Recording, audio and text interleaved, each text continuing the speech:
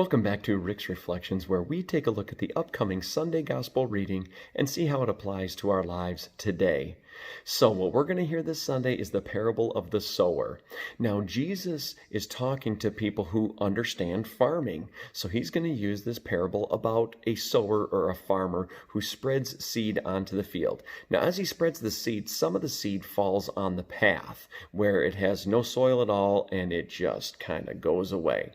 The second is on rocky ground where the soil is not very deep at all, and it takes some root, but when the sun comes out, when the heat comes on, then it's going to burn it all up because it doesn't have any roots.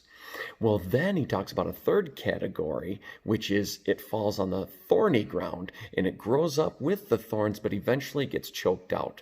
But then, of course, the fourth is the fertile soil, where it grows and it is just well nurtured and taken care of, and it grows into really perfection.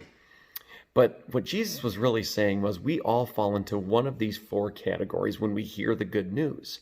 When we hear the good news of Jesus, either it just falls on deaf ears, which would be like that on the path, or maybe we hear it, it strikes a chord, maybe it's more emotional than it is anything else. And when real tough times come, well then it just withers and fades because it doesn't have any deep roots, haven't really read the Bible, haven't really prayed a whole lot. It was more just an emotional connection.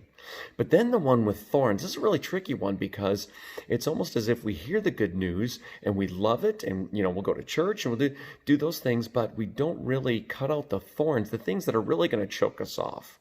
We just go ahead and live with it and don't really cleanse and clean out our lives.